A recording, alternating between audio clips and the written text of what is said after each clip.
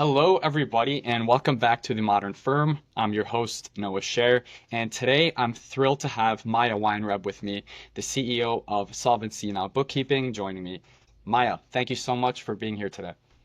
Yeah, thank you so much for having me. Thank you for inviting me.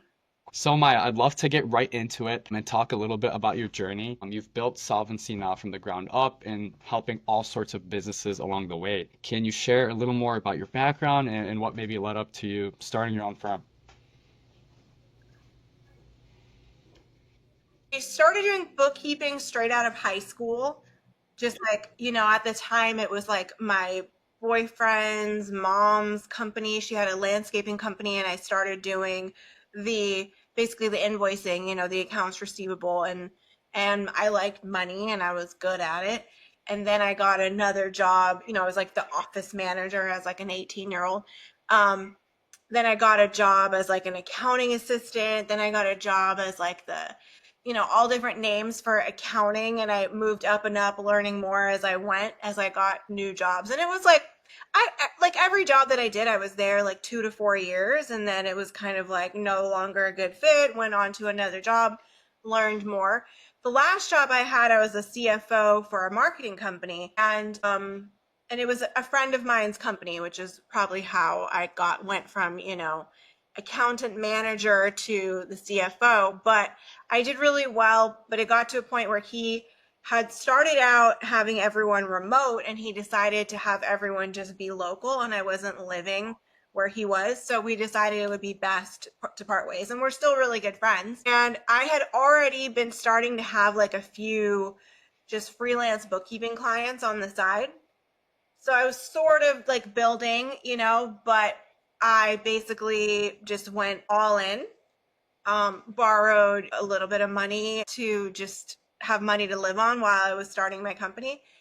And I remember about like 3, 4 months into it, I was about to run out of the money that I borrowed and was like, wow, I better get some sales or else I am screwed. And the other thing, and I think I mentioned this to you before, like kind of the way that I felt as I was being the in-house accounting manager, different AR manager, accounting manager, different functions, is I always felt like I was smarter than the business owner running the company. Mhm. And so I always felt like I would do better if I had my own company. So that's kind of like a cocky kind of probably the way that most business owners feel when they first start out. Like, yeah, I could do it better than them. And I really was very confident in that. And then I started my company and was like, oh, I get it. I am smarter than them at accounting. And here's the thing, like most business owners, that's not their strong suit, you know? But these other business owners who had much bigger businesses than me and had been doing it a long time were really good at sales, or they were really good at delivery for their product, or they were really good at managing, which I had none of those skills. The only thing I was good at was bookkeeping and accounting. And so I kind of had to knock a few chips off my shoulder and be like, okay, I have a lot to learn. And it took many mistakes, to get there, but I did get there. And now I have a lot more respect for business owners. And it's sort of like, yeah, you're not supposed to have to know everything. You don't have to be the accountant, the lawyer, and the marketing director in order to have your own company. Yeah, exactly. Especially with small businesses, they think that they Mm-hmm. have to do it all, right? And a lot of small businesses, like you said, even if they're amazing at what they do, a lot of them struggle with their financial management. And so, why do you think it's so crucial for them to stay on top of that? And how does Solvency Now support them in taking control of their finances? Well, it's important to stay on top of it because you cannot make informed decisions without having financial information. There's pretty much nothing that you can do. Like, should I hire another employee? Well, look at your finances. How much money are you making?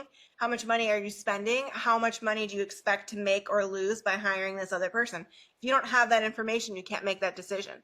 Yeah. Let's say you want an investor or you want a loan, they're going to ask you for your finances. Let's say you want a budget, you need your finances. There's literally nothing that you can do for planning without having financial information. And I look at mine literally every day. I go, how's my income compared to this time last month? How's my income compared to last week? What's my goal? How's my income compared to my goal? How's my profitability? So and obviously I am a bookkeeper, so I'm tracking it because that's what I know. But business owners come and ask me questions all the time, like, am I making enough money to hire an employee? And I'm like, well, we got to look at your books. Like, let's look at your books. Or, they need to get a loan. During COVID, people needed to get the PPP loans and the EIDL, and they couldn't do it unless they had the financial records in place. So it was like, it just became really apparent that as a business owner, you have to have that stuff in place. It's literally a fundamental basic for running a business. I do know people, I even have some friends that are like, I never look at my finances, I never look at my bookkeeping, I just keep making more money. And I'm like, okay, if you made that work, like Yeah. power to you. But I hope someone in your company is looking at the finances. Yeah. And and to answer your other question, the way that my company helps is we are here to do that for companies, right? So we have about over 150 companies, 154, I believe, companies we do bookkeeping for. I have a team of 12 people now. Um, and we have probably over 100 million worth of revenues that we're doing bookkeeping for. Um, and we're just here to help. Like, my mission statement is complete and perfect financial records for the business owner's peace of mind. Yeah. So we're not the CFOs, we're not here to tell people what to do or make the decisions for them. We can't do the taxes for them, but we can give them a complete package that they can give their CPA, they can give the investor, they can give the bank, that has all the information, and they can look at to make their own budgets. So they can make the decisions, and it has all the data there. Plus all the compliance pieces like the 1099s, payroll taxes, we can do all that. We're pretty much a full outsourced accounting department for small businesses. No, totally. Exactly. Bookkeeping is not, just balancing the books. It's about giving owners the confidence to make decisions and to kind of have a clear picture of where everything's at. A lot of bookkeeping businesses, especially the older ones that haven't, adopted to this new wave, they think that they could just give reports to a company with no translation and that they're going to be satisfied with that. But the best bookkeeping businesses, it's almost like a language, and a lot of small business owners don't understand that language. So having a bookkeeper that can make everything clear for you is going to be the best to be able to make good decisions. Yeah, I agree. I mean, we definitely have like one of our main customer service policies is that all communication has to get answered within one business day. Because for me, I'm a millennial and I'm like, okay, but we have technology that I understand that CPAs are super busy and it takes them, like, I'm not knocking them, right? It takes them 2 to 3 weeks to be able to answer, and that is the way it is.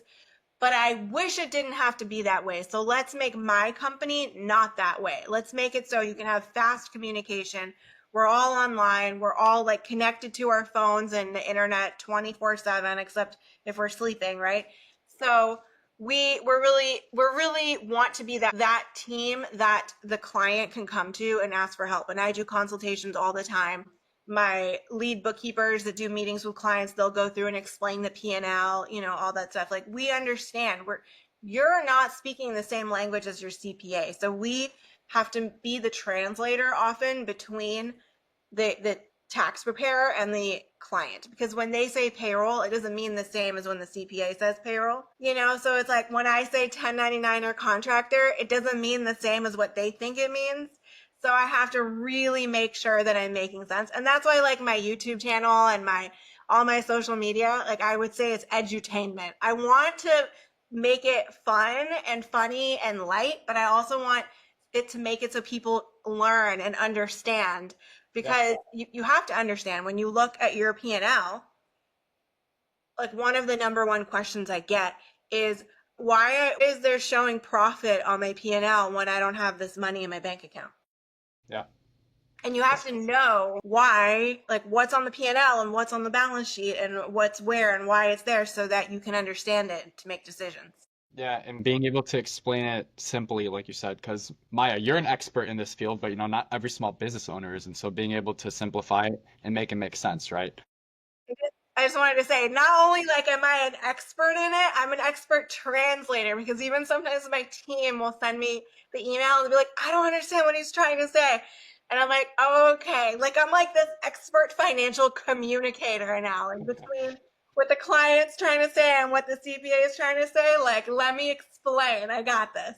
100%. And that's why I think you've amassed the success you guys have in what, 7 years? Yeah, yeah. It started in 2018.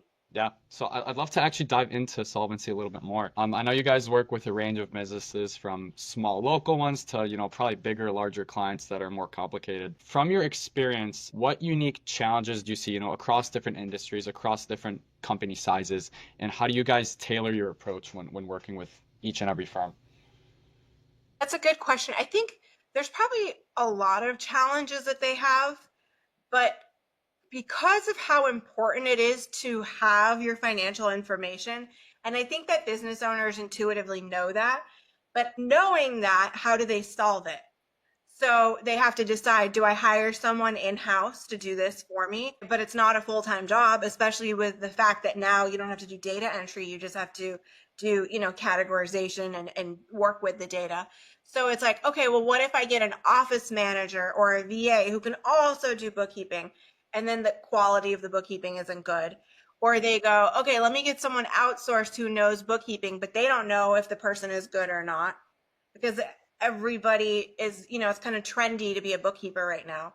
So I feel like that is very challenging for business owners, like finding a good bookkeeper, how to know if they're a good bookkeeper in order to have the information that they need. Because how frustrating is it if your bookkeeper has bad, slow communication or isn't that good at bookkeeping and, things aren't reconciled correctly. Now your taxes are wrong, or they don't keep track of due dates. Now your payroll's late. Like that is just so frustrating for business owners when they think that somebody's handling it. So I don't know. I mean, obviously there's lots of challenges. Like there's getting funding, there's knowing how to manage, there's marketing.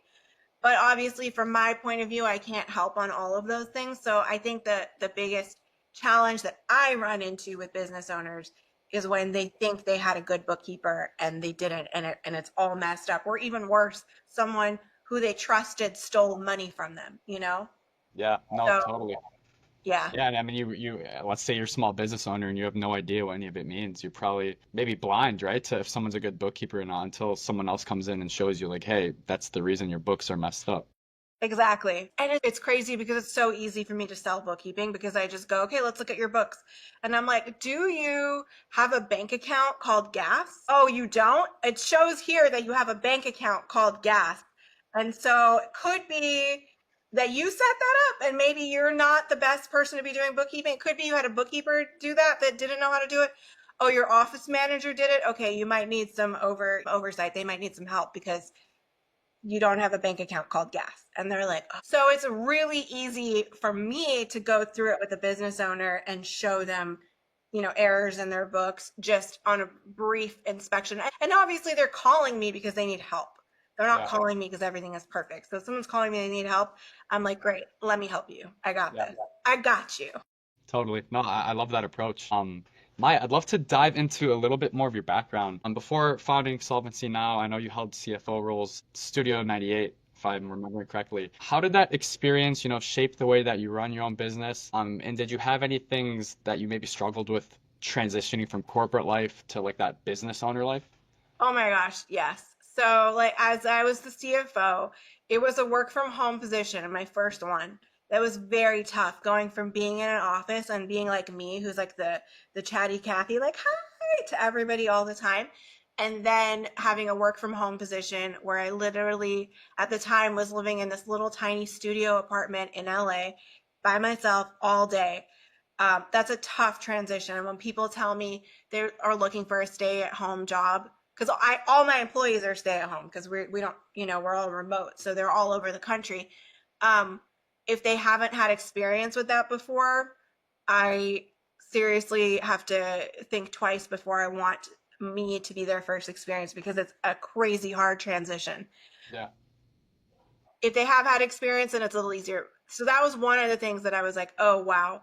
The other thing was he was, I mean, he's a good friend of mine, but still, he was my favorite boss I ever had. He treated me with so much respect and dignity and like knowing that I could get things done. Like I would come to him with hard problems. Like we just deposited a $60,000 check and the bank says that it's going to be on hold for 14 days. And he was like, well, we need to pay payroll, so call him back and get it on hold. And I was like, I can't. And he's like, you got this. I know you can do it. And he meant it. And I was like, wow, when I have my own company one day, because I always kind of had that in the back of my mind, I want to be like him, as opposed to other bosses that I'd had who would yell at me for making mistakes. And again, it's like, I don't think that it's okay to make mistakes, but we're human and it happens. That's why you put processes in place, especially in bookkeeping. Yeah. You know, mistakes can happen, and that's why I have quality review, and we review everything and make sure it's perfect before it goes to the client or the CPA, right? Hmm. But I know that bookkeepers are perfectionists and they hate making mistakes, and they beat themselves up so much if they make a mistake. So why would I go and help them beat themselves up by getting a baseball bat and, beating them up more? Yeah. So it's like, I'm never going to be like that boss who would yell at me for making a mistake. Like, I put the zero out of place. I know it's a big deal, but we fixed it before anything bad happened, right? So, and I was learning, and so when my bookkeepers make mistakes, I'm like, okay, good. What do we need to do? What process do we need to change so that this doesn't happen again? Or like, what review process, what different thing do we need to do so this doesn't happen again? But I'm never gonna beat them up for it, because first of all, it's not even worth my emotions. It's just like, okay, we have 150 companies. I have 6 of my team are doing bookkeeping. I have a customer service rep, all these people, right? Like, it's possible. Mistakes can happen. People have bad days. People don't notice. But Yeah. it's my responsibility to have processes in place so that those get caught and resolved before anything bad happens. Yeah. And on top of that, even if a client has something, like the client is like, they were charging cards and they were declining, and QuickBooks had a new thing where the declines were going in a different account that they weren't used to seeing. So I think it's our responsibility to point that out to the client, because they're losing money right now. And if we notice it, we can't just be like, it's not on us. We have to be like, hey, by the way, you've got a few $1,000s that declined in this account over here that you probably didn't know about.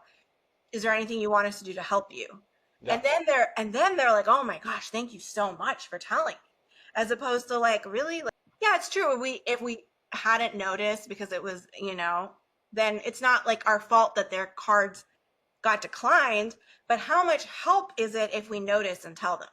Exactly. And that what you said resonates with something my dad used to always say is focus on what you can control. Like, yes, mistakes Yeah, happen, shit happens, and I'm not saying to aim to make mistakes, obviously not.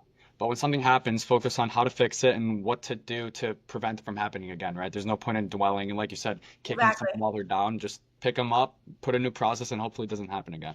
Exactly. So I really learned, how like when you're a kid, you either end up like doing, or either raising your kids or being like your parents, or being like, I'm never going to be like my parents. Like, you get one or the other. Yeah. My parents were pretty awesome, but as a kid, didn't get along with my mom, but which woman does, right? But I would go through, like, every time I got a new job, I would learn from the company, from the boss, and be like, never going to be like that, or that's an example I want to follow. Yeah. It was, I wish that before starting my company, I would have had some more executive roles, not just in finance, and learned more, because I really started a company very cocky, but not actually knowing how to run a company, and had to like build the car while it was driving down the road and be like, oh wait, I need an accelerator. Okay, it's one of those, and I don't have to push the wheels anymore. So it's tough. And I think a lot of business owners do that because they're unemployable, right? They don't want to be told what to do. They think they know better. And we are right. We do know better at our thing. But I wish that I had learned more before I started, because it's been a tough learning experience. And like, I've seen some of Alex Hermosi's quotes where he's like, the hard thing about being a business owner is that you think it's going to be hard, and then it's much harder than that. And I was Yeah. like, fuck yeah. Yeah, I think it's just gonna be some hard work here and there and make the money, but there's Yeah, a I bunch mean, that comes with it. Especially but when you have employees and stuff now. I'm sure how is that, managing payroll and managing a team and yeah, everything. That's probably a learning curve yeah. as well. You have a bad week and you have to figure out how to cover payroll. You have an employee who made a mistake and it didn't get resolved, and now a client's mad and you have to like fix that. You have, and here's something that happens a lot, clients who don't understand bookkeeping and accounting, and they're like, you did it wrong, this is all wrong, and they're upset, and you have to not take it personally and just be like, okay, let's have a meeting, let's go over it, show me what's going on.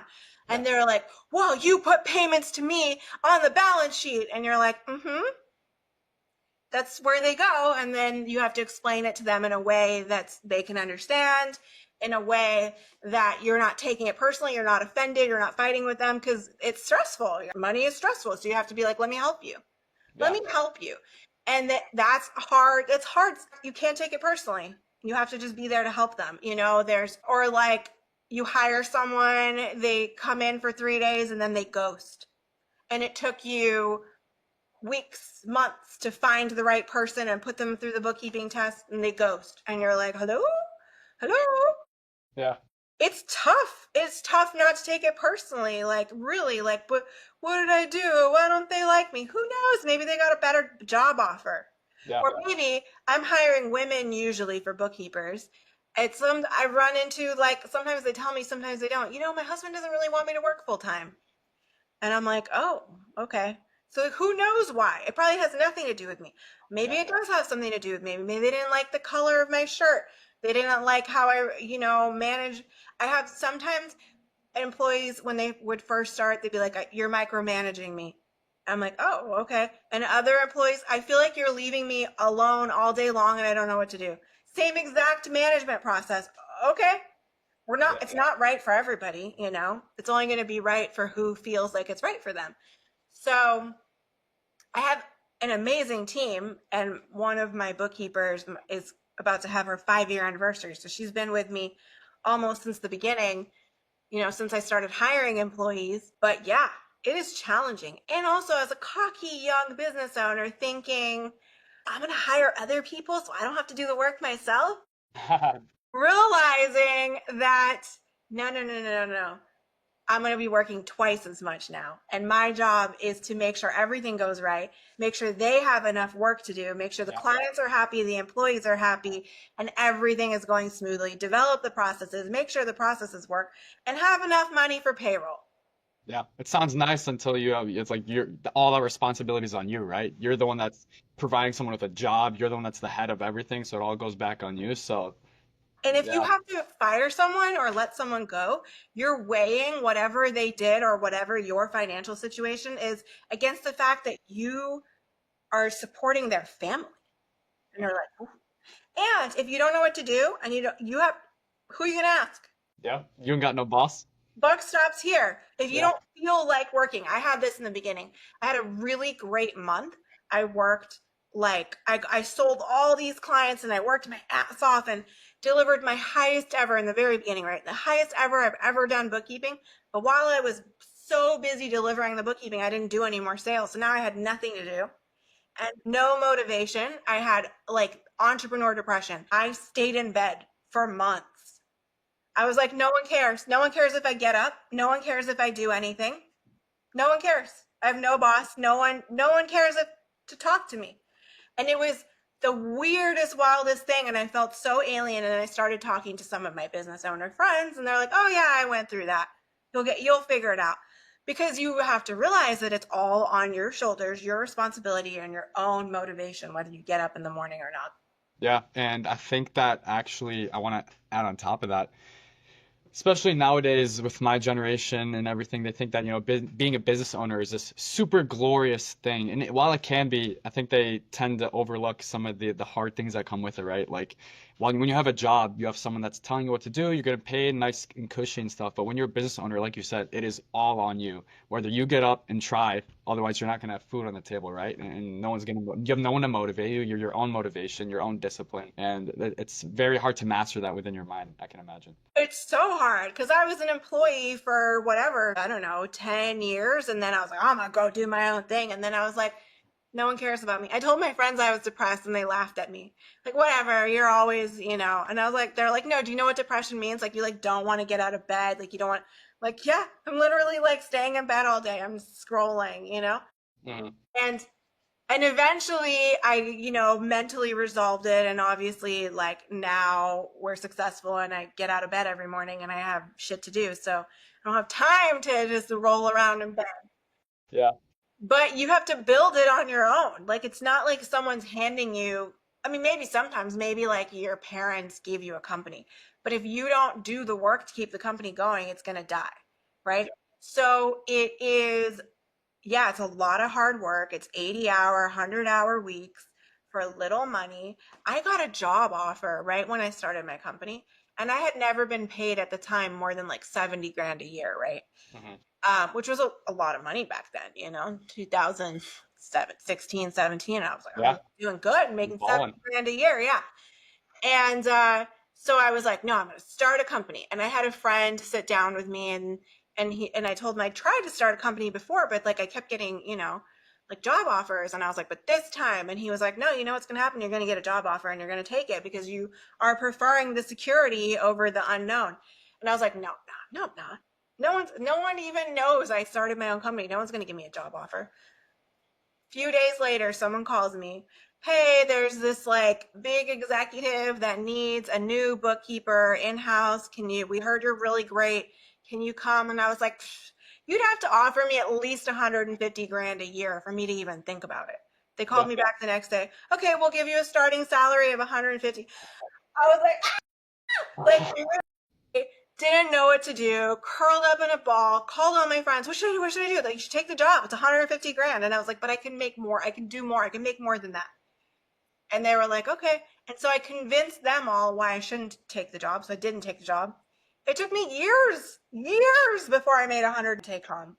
How's that feeling now, though, after, I mean, and most people in your shoes would have taken the job, the safer option. How does it feel years later, achieving everything that you probably wanted to? And I mean, I got, okay, so 2024, we hit over a million revenue, like for my company.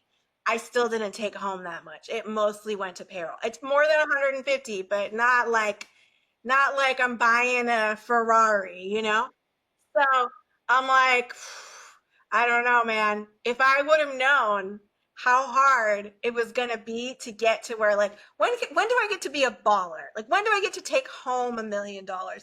You know, I'm gonna do it, right? My first goal is like, let me get my company to 1 million. Now my next goal is let me get to 10 million.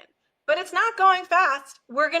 This year, I think we're gonna hit like 1.2, 1.5, somewhere in there. Um, and it's like, but it's not going like 1 million, 2 million, 5 million, right? Maybe it will. Maybe I'll figure it out and kind of get past the hump. But I'm like, yes, I finally took me maybe 4 years to get to where I was taking home over 150 grand. Then I got to pay taxes on it, right? So I'm like, but when do I get to be the baller? Like the people on Instagram. When do I get to do that? And that's going to be, when I get to 10 million, if I'm able to take 2 or 3 million of it home, that would be badass. Then I'm a baller. yeah, But at that point, you're baller status for sure. yeah, but man, 10, 12 years of working and there was months that I took home what just money to pay rent and food. Yeah. And my employees, there was years my employees got paid more than I did. Because I was like, okay, but they're more, not that they're more important than me, but they're the ones that are doing the work that to keep the company going. And if I'm like, yeah, sorry, bro, I can't pay you this time, they're going to quit. And then I don't have a company. So I pay them first before I pay myself. Hmm. Okay, what if I took that job and I was making over 150 a year? Maybe they would have given me raises. Maybe 4 years later, I'd be making 170 a year, you know? But I had to think big picture long term, which is very hard to do. And I did not think it was going to take as long as it did. And I did not think it was going to be as hard as it was when I Hmm. made that decision. And I don't think that everyone could do it. Like, I want everyone to do it and I want everyone to succeed. But realistically, what is it? Like 70% of businesses fail within the first 5 years or something like year. that. Maybe even more than that. Yeah. That's awful. That's awful. So I'm like, it's not for everyone. You got to have freaking grit and persistence and big picture and keep going when it's hard. And you got to have that cockiness and stupidity of like, nah, I'm better. Because if you don't have that to balance it out, then you only think about how hard it is. And if you just sit there and think about how hard it is, you just get stuck with Yeah. analysis paralysis. 100%. And you have to be delusional to a certain extent, right? You gotta be high on the Delulu scale. Like you gotta be like, yo, I can drive a Ferrari, just watch me. And then Yeah. you know what? Probably you will in a few years, but it's gonna be harder than you thought. Hell yeah, totally. I mean, but you have to, right, to balance it out because every single business owner that I speak with that I bring on here, even outside of the podcast, they all tell me that you're gonna have those times where everything just sucks. You're not making money, you're working more than you ever have. And so you need to always have in the back of your mind, like, I'm better than, not I'm better than everyone in the sense like human value, but I mean like that you can do better than anyone if you put your mind to it, right? Exactly. And are you crazy and delusional when you think that? For sure. But will it carry you through the hard times? And can you get to where you're more successful? Absolutely. Yeah, totally, 100%. My boyfriend actually told me, he's like, you know, when I met you, I thought you were crazy. And I was like, of course I'm crazy. I love this story because I would have gotten offended in the past. But I was like, of course I'm crazy. Do you know anyone who like works as hard as I do, has accomplished what I have in the amount of time as successful as me? Like, do you know anyone who just is normal and boring and goes home and watches TV every day? Like, Yeah, you got to be crazy to a certain extent. you have to. You Yeah. have to. So I'm kind of like, I was cocky and stupid and, delusional, but you know what? It was necessary. Yeah. It's probably like new parents probably feel like that too. They're like, oh, but like that new baby smell. And then they're like, this is hell. Like, I don't have, I imagine, right? They're like, this is hell. There's throw up on me every day. I'm sleeping 2 hours a day. What was I thinking? So you have to have that like delulu of like, oh, but a new baby, right? Because it's hard. It's harder than you think. And I don't have one. And I know this for a fact because all my friends tell me it's harder than you think. And I'm like, okay, you guys are really encouraging me here. 100%. No, you both sides of the coin. You can't be just thinking about how hard it's going to be because then you're going to quit. And you can't be too delusional where you like just start being too egotistical and then you like slack behind on the work. So striking the balance of working as hard as you can, also being humble and knowing that you don't know everything, but still thinking that you were able to eventually get there, right? Yes, but also, this is what I found really interesting. I would hire people to help me. Like, I hired a couple of marketing guys, and they had way more experience in business than I did. So I would end up deferring to them on some major decisions. Like, I would even ask for their advice on my business, and they would give me advice, and I would start going that direction. And if I would have kept going in that direction, my business would have closed Hmm. because you still, even though you don't know everything, you are fully responsible for your business. So you have to always maintain that CEO level responsibility of like, I will listen to advice, but I'm not going to take action on it unless I 100% am sure and I own it. And you have to be able to make decisions and change your mind if it doesn't work. Like, you got to be fast. Because I would be like, I would be mad because I do something someone told me to do and it didn't work and it went worse. And I'd be like, oh, how could they? But it's not on them, it's on me. You have to take that responsibility of like, oh, no, no, no, but I never give up my CEO hat, right? Like, I'm the business owner, right? Like, I am in charge and I can listen to all the advice, but it's almost like, you know how that whole thing, like we listen, we don't judge. Like we listen, we don't take action unless we are 100%, let's say 80% sure. And then you have to be quick. If it doesn't work, then you change it back and you go back to successful, whatever. Exactly, because what's the reason that 99% of business owners start their own businesses? Because they don't want to listen to anyone else, right? They want to be their own boss. And so, like you said, being a sponge that is open to all ideas and all new perspectives, but not following all new perspectives or, blindly following something, even though someone may have more experience. At the end of the day, yeah, they might be trying to help you out, but it's your business, and if shit goes under, that's on you. Exactly. Yeah. Exactly. And I also started looking at who is it that's giving me advice? Okay, good. So they have a marketing company and they know way more about marketing than I do. How much money does their company make? Yeah. right? Like, especially at this point, I'm like, all right, I figured out whatever I figured out. My revenue is 1 million. What's your revenue, Mr. Marketing guy that's giving me advice right now? Like, it's like, okay, well, I've produced all this revenue for other people. That's nice. I'm happy. That means you can do marketing, but like, show me your product. Show me what you can do, because otherwise, why would I let you do anything for my company? Like, I want to have people more successful than me telling me what to do. What's the quote? It's you never want to be the smartest person in the room, right? Because if you are, you're in the wrong room. Yep. Yeah. Yeah, I know. And I'm like a big like Grant Cardone, motivational, whatever. So I go to as much of his stuff as I can. And he says that all the time. And I am never the most successful people in those rooms. I'm always like, these people all make millions of dollars and they're talking about their numbers. I mean, I might be more successful than some of them, but most of those, and a lot of my friends, they are business owners making millions, tens of millions a year. And I'm just like, cool, I want to be like you when I grow up, Like tell me your successful actions, tell me your secrets. Like what can I do that you're doing, that how can I apply it to my business and do better? And that's how you know you're doing the right thing. I mean, even for me, this podcast, if I was some super, super experienced and I thought I knew better than everyone, I would not have this podcast. I bring on business owners so I can learn from them, right? Yeah. And hear their perspectives, and hopefully the audience will derive some value from it as well. Yeah. So yeah, I think, there is that sense of insecurity, and everyone feels it when you're in a room where you're not one of the best, but at the same time, you got to have that mindset shift of that's a good thing. Do you really want to be surrounded by people who are less than you? No, you want to be going up and up and up until you eventually get to the level where you want to get to. Exactly. Yeah. And I know that I don't know if smartest, but I know that I have more actionable information on money, finances, bookkeeping than most people, right?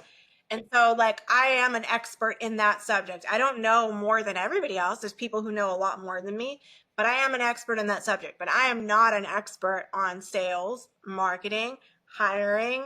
I'm not even an expert as a business owner. I'm just like, I got it mostly good, but there are people who are experts at it who I can still learn from.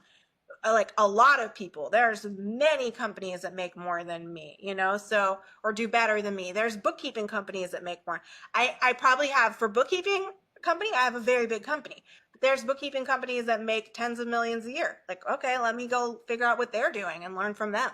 Yeah, exactly. And I saw a quote, I forgot where, but it was basically saying that the most successful, the most rich, whatever people, they're not good at everything. They're good at one thing, and then they hire people to do the stuff that they're not good at, right?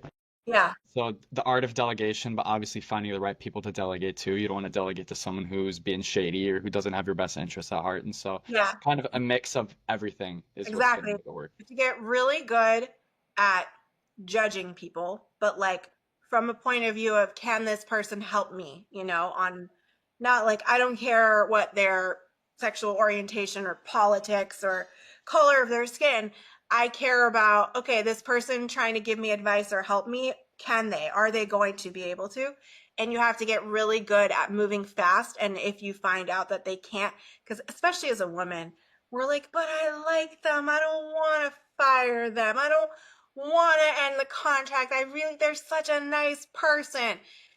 Man, that EQ can be hard because it's like, okay, but it's not best for your company, and other employees might suffer if you keep this person. So you got to be really good at moving fast, making decisions fast, changing your mind fast. Yeah, trying to take the emotion out of it, I guess, to not let it cloud your judgment sometimes, maybe. To a certain degree, because Yeah, obviously, like, we have this conversation, men and women, the EQ, right? Like, so you go, men probably could put some more emotion into it, and women could probably take some more emotion out of it.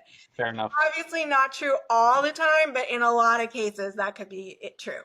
Yeah, fair enough. Fair enough. Maya, great conversation so far. Seriously, I'm enjoying it. One last question for you. So you've amassed, 150 clients managing over 100 million in revenue in a short 7 years. And so has there been a success story of one of your clients that resonates with you to this day that you'd like to share with the audience? I think that they would find some value in that.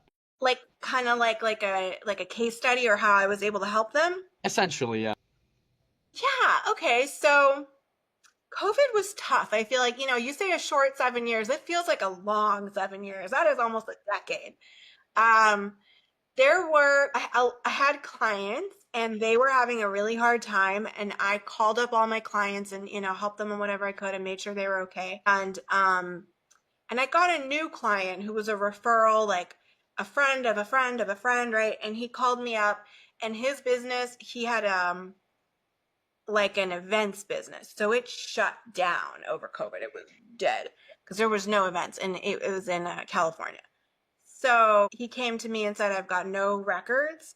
I paid payroll. I think I have no records of it. The girl that was doing my bookkeeping at the time said she doesn't have the records. Can you help me? And he was getting letters from the state of California and the IRS, assuming that he had made the same amount of money as the year before when he had a full company, asking for tens of thousands of dollars in taxes. So we had to do some magic and recreate based on like barely any numbers that he did have. We had to recreate the payroll, do his bookkeeping, figure it all out. It took us many hours. Like literally, my bookkeeper who did it, I think, is magic. She figured it out. And then we had to file his payroll taxes, and we saved him tens of thousands of dollars, $30,000 or $40,000 Yeah. in that. And he was in hot water. They were coming after him. They were gonna like lean his bank accounts, like take the money out. And we were able to resolve that for him, Wow. and yeah, save him at $30,000 or $40,000 in taxes. Damn, especially at the time during COVID when everything was just blurry and rules were changing and shit Yeah. was unclear for lack of a better phrase. But Yeah, yeah. No, it was a hard time, and now it's like, I don't know if we're technically in a recession or not. There's some industries that aren't doing well and some industries that are doing okay. And I just, want to be here to help my clients. So I want to help them get through it, whatever it is for their industry. And I have a lot of people like we can help. I've got CPAs and tax preparers that can help. I've got tax planners. I've got, estate planners, sales tax people. Like, because we don't do everything, but I've got a pretty good network of people that can help. So I really like, I've always wanted to help people. I'm kind of like this meddler. I would hear someone having a conversation at an airport and be like, I can help. Like, this is what I found out. Like, let me know if this, and some people appreciate it and some people don't. So I'm a little more chill these days, but I kind of am like, my purpose is to help business owners succeed. And that's what I want to do. And I kind of my avenue or my vehicle is I want to help them through bookkeeping and finances. So I'm just like, I'm here to help. That's kind of my, in the end, like, let me help you succeed. Because if you succeed, it's better for your friends, your family, your employees, your city, your country. Like it's, the small business owners are what makes the US go. yeah, So no, totally. And I like that you found that passion or that your purpose in regards to business, because I think once you find that, although the work may be hard as hell still, it makes it easier knowing that this is what you want to do and that you genuinely enjoy your work and helping people and whatnot. I do. I mean, here's the thing. I'm crazy in that I like bookkeeping anyways. Yeah. Like most people don't like it. And I do a lot of, hiring interviews and I ask them like why they like bookkeeping. And the people who like bookkeeping, they like it because it's actually really relaxing and it's like solving puzzles. It's doing crossword puzzles all day long, but with numbers. And you got it's relaxing and you get to solve mysteries at the same time. So now I threw that in with like, let me start a company, let me build a company. And that's just like more puzzles. And it's hard as hell sometimes. But I'm like, how do I solve this? And how do I solve it in a way that I'm not going to have to solve it differently in, a couple of years? Like, how do I solve this for scale? And then it's like, let's be right a majority of the time. And I think I've succeeded and that I'm right not all the time, because I've had SOPs and policies that I've written, and I'm like, well, that didn't go well, did it, guys? Let's change that. But a majority of the time, what I decided, worked and it was right, and I was like, cool, let's build on that. So, and you have to learn, and I'm always going to conferences and reading and doing all this stuff because I want to be better at it. Like people would, when I used to be on dating apps, people, what do you do for fun? And I'm like, I go to conferences and I read books about how to be a better person and a better executive. And they're like, yeah, but like in your free time. And I'm like, yeah, that's what I do. Because you got to be crazy, right? Like that's what's fun for me. Let me go to a conference and meet more business owners and then have enough knowledge to make the right decisions and know what Yeah. you know and what you don't know. Totally. And for most people, that might seem crazy or weird or whatnot, but I think that's why the amount of successful people is way lower than the general populace, right? It's because that non-stop pursuit for excellence may be crazy or may be weird, but it's not for everyone, right? Exactly, exactly. I live in Florida near the beach, and the people are like, "Oh, we go on the boat every weekend." And I'm like, "Yeah, do you see the skin? Do you know how much sun I get? Like, this is like I would burn in about a half an hour." So yeah, I mean, I like looking at it. I love living here, but no, I'm gonna go, I'm gonna go I'll take vacations. I'm going to Cancun soon. My after tax season, birthday, like let me do a Cancun trip and it's gonna be super fun. And it's gonna be relaxing, like spa vibes, right? Yeah. But like otherwise, I enjoy working. I enjoy building my company. I enjoy learning and going to the conferences and classes and stuff. So that's what's fun for me. Yeah, totally. And totally, that's how you become successful. Never be satisfied, but be appreciative. I'm not saying to, every time you get more that you're not happy with what you have. So striking the balance between never being satisfied and continuing to work hard, but also appreciating what you've accomplished along the way is the best way because you're never going to ever be fully satisfied, in my opinion, if you Exactly. have that certain mindset. Exactly. And I think that the idea that there's a balance is like more delulu because you never have a balance. You have a bunch of balls you have to keep up in the air. Hmm. And if you can get them all to be in the air at the same time and none of them like smashed on the floor, that's balance. But some of them might be pretty close to the floor and some of them might be high in the air. So I don't really personally believe that there's such a thing as work life balance. I don't, you always have things you have to prioritize. There's some balls that are more important at different times, but like you're never going to have the balance of being appreciative enough and wanting more. Like you only feel one at a time, like I want more. People are like be appreciative. I'm like, okay, you're right. I am appreciative. Look what I've succeeded. Oh my gosh, go me. Pat on the back. I want more. Like Fair. Sounds good on paper. you have to appreciate and validate what you have done while knowing you can do more. No, that phrase is better than that. It sounds good on paper, but in practice, I'm always going to want more, and I'm sure that anyone who thinks the Exactly. same is going And to. and that's why you're going to succeed because even if you fail, you like I have this saying, I'm like you never lose. You win or you learn. So let's say you start a business and it fails. Good, what did you learn? Go or let's say you do a sale and you fail at it. Okay, but you didn't fail, you learned. And what can you take from that for your next sale that you do? Yep, So, exactly. and as long as you persist, the only way to like fail is to stop trying.